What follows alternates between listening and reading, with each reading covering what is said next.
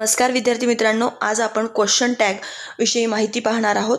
Question tag म्हणजे नेमकं काय, तर एखादे विधान केल्यानंतर ते विधान योग्य किंवा बरोबर आहे किंवा नाही याची खात्री करून घेण्यासाठी केलेला एक संक्षिप्त प्रश्न.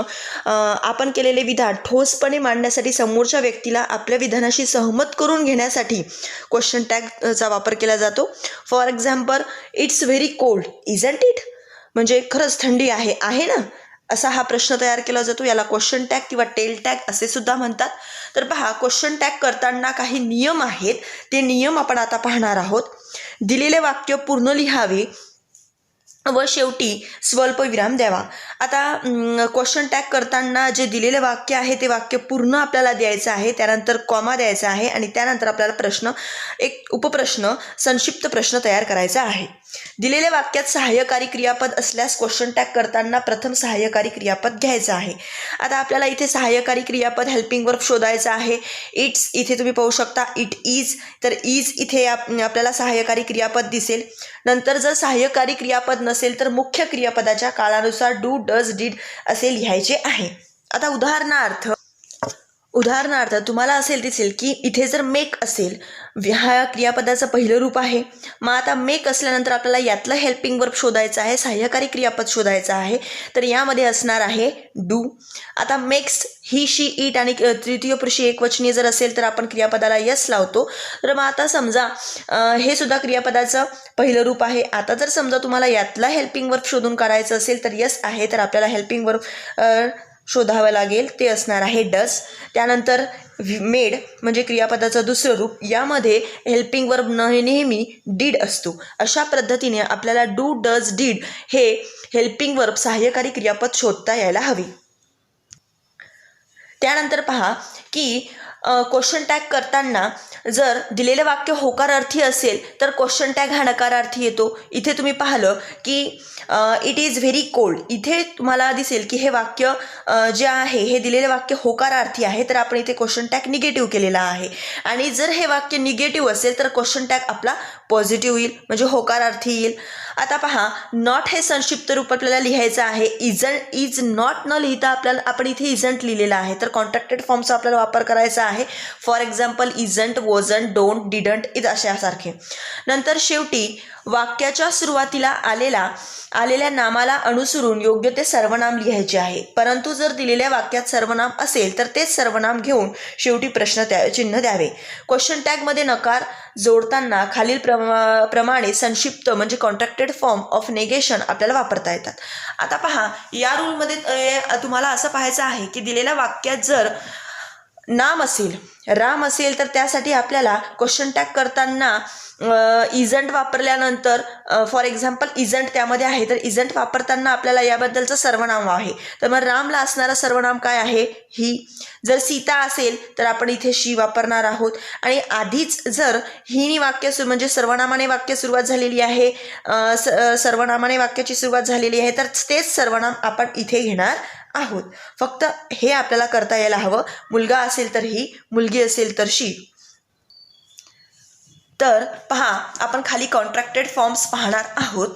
तर ॲम नॉट म्हणजे आरंट, नेहमी लक्षात ठेवायचं. ॲम नॉट म्हणजे ॲमंट होत नाही, ॲम नॉट म्हणजे आरंट होतं. नंतर is not isn't, are not aren't, was not wasn't, were not weren't, has not hasn't, have not haven't, had not hadn't, do not don't, does not म्हणजे doesn't, did not म्हणजे didn't, can not म्हणजे can't, could not म्हणजे couldn't, may not म्हणजे मेंट,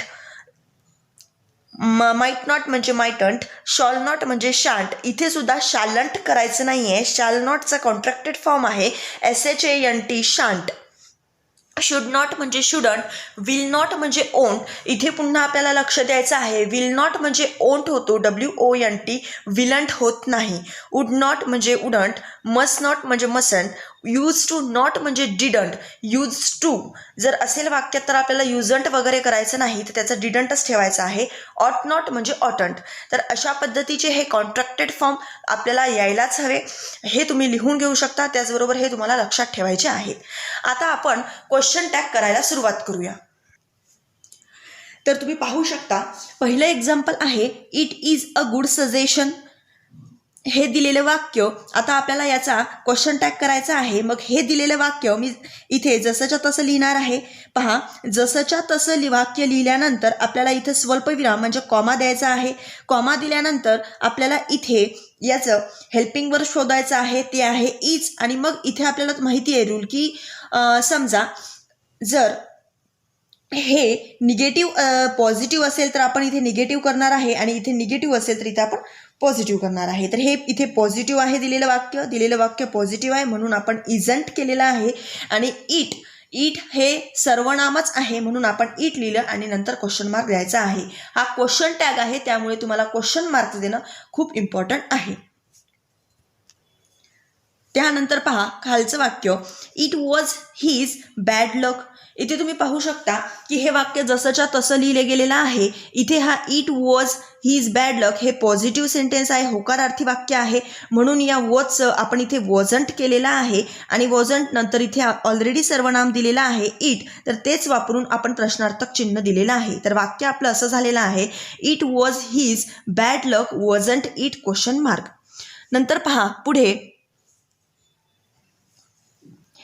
ही bought some land. आता तुम्ही इथे पाहू शकता ही बॉट सम लँड. इथे तुम्ही पाहू शकता की बॉट हे क्रियापदाचं दुसरं रूप आहे. म्हणजेच काय, क्रियापदाचं दुसरं रूप असेल V2 असेल तर त्यामध्ये इथे आपल्याला कुठेही सहाय्यकारी क्रियापद म्हणजे हेल्पिंग वर्ब नाही आहे. मग आपल्याला शोधायचं आहे. तर बॉट क्रियापदाचं दुसरं रूप तर ते येते डीड. मग आपण हे वाक्य जसंच्या तसं लिहिणार आहे, नंतर कॉमा देणार आहे. डीड तर आला, पण आता त्याला नॉट लावायचा की नाही लावायचा, तर मग नॉट आपल्याला लावावं लागेल कारण की दिलेलं वाक्य होकारार्थी आहे. आपण यातला बॉटमधला डीड काढला म्हणजे त्याला नॉट लावल्यानंतर डिडंट होईल आणि इथे ऑलरेडी सर्वनाम आहे डिडंट ही. तर तुम्ही उत्तर पाहू शकता, he bought some land comma didn't he question mark. आता पुढचं सुद्धा आपल्याला तसंच पाहायचं आहे. They don't allow cutting trees. तर पहा इथे ऑलरेडी डोंट दिलेला आहे की सहाय्य हेल्पिंग वर्ब दिलेला आहे आणि ते निगेटिव्ह आहे. मग आता इथे निगेटिव्ह आहे तर आपण इथे हे दिलेलं वाक्य जसंच्या तसं लिहायचं, त्यानंतर कॉमा द्यायचा. कॉमा दिल्यानंतर इथे निगेटिव्ह आहे म्हणून आपण इथे निगेटिव्ह करणार नाही. तर डोंट आहे तर आपण फक्त डू लिहिणार आहोत आणि इथे सर्वनाम आहे डू दे आणि क्वेश्चन मार्क. तर पहा नंतरचा आहे, the chicks can not fly away till their wings come out. तर आता हे दिलेलं वाक्य जसंच्या तसं लिहायचं, त्यानंतर कॉमा द्यायचा. कॉमा दिल्यानंतर कॅन नॉट आहे म्हणजे हे निगेटिव्ह आहे तर आपल्याला पॉझिटिव्ह लिहायचं आहे. कॉमा दिल्यानंतर आपण फक्त इथे कॅन लिहिणार आहोत, नॉट लिहिणार नाही. आणि द चिक्स यासाठी सर्वनाम वापरायचं आहे दे आणि दे वापरल्यानंतर क्वेश्चन मार्क द्यायचा आहे. अशा पद्धतीने आपल्याला क्वेश्चन टॅग करायचे आहेत.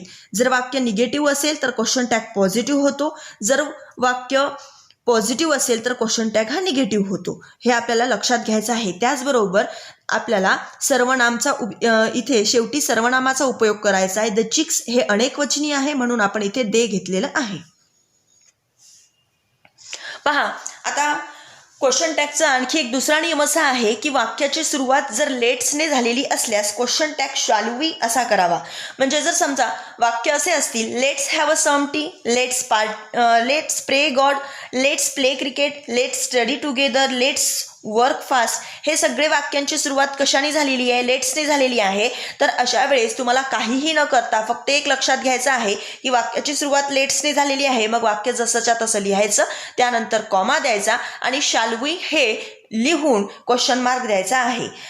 खूप सोपा असा हा क्वेश्चन टॅगचा नियम आहे. जर वाक्याची सुरुवात लेट्सनी होत असेल तर त्याचा क्वेश्चन टॅग हा नेहमी शॅल वी असाच होतो.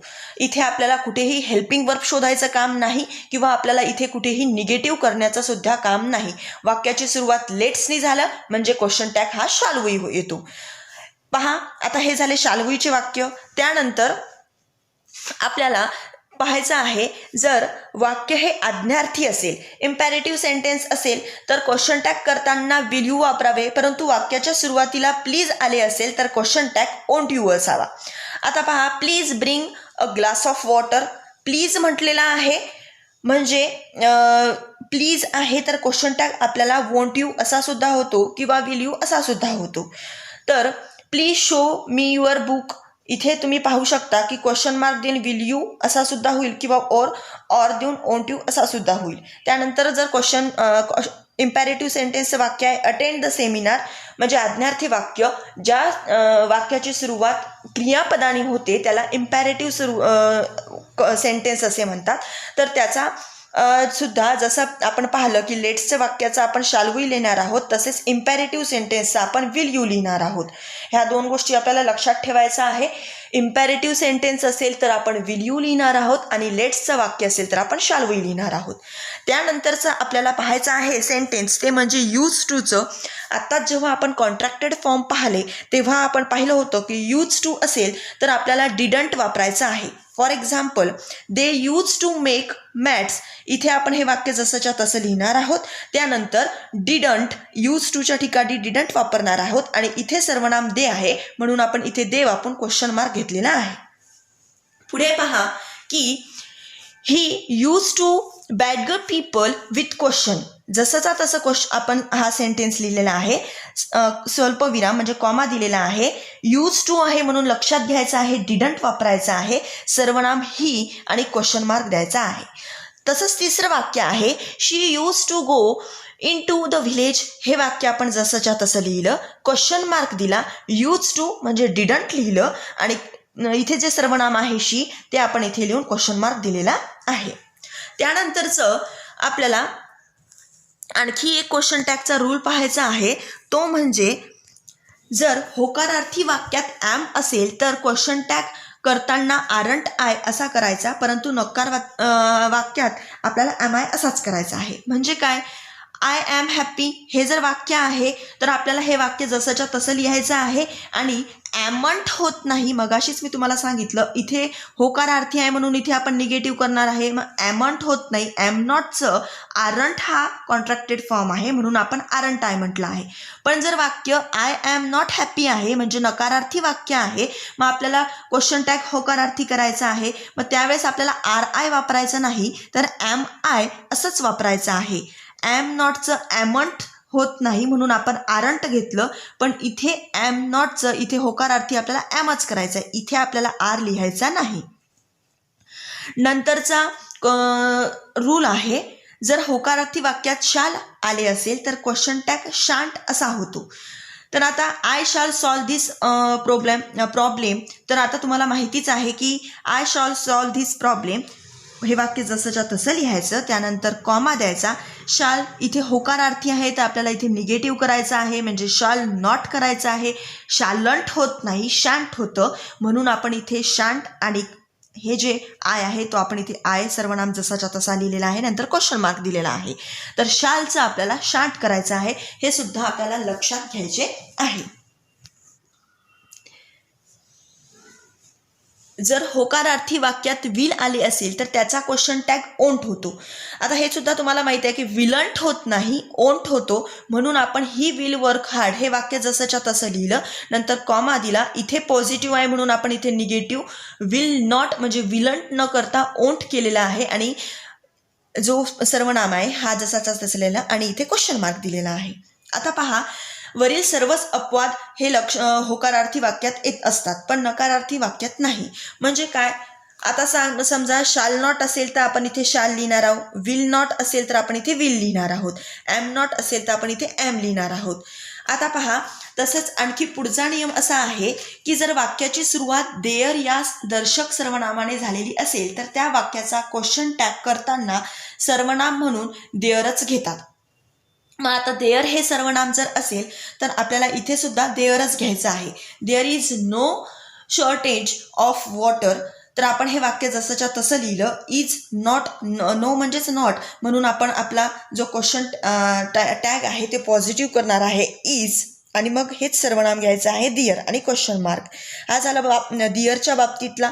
आता त्यानंतर आपण पाहणार आहोत तो म्हणजे जर वाक्याची सुरुवात समवन, समबडी, एव्हरीवन, एव्हरीबडी यापैकी एखाद्या शब्दाने झालेली असेल तर त्या वाक्याला क्वेश्चन टॅग जोडताना सर्वनाम म्हणून दे घ्यावे.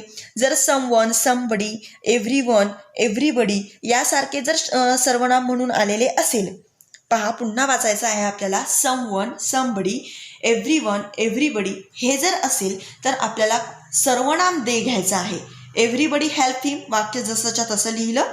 त्यानंतर हेल्प आहे, यामध्ये ईडी आहे म्हणून क्रियापद डिड काढलं. हे होकारार्थी आहे म्हणून आपण इथे नकारार्थी केलं डिडंट.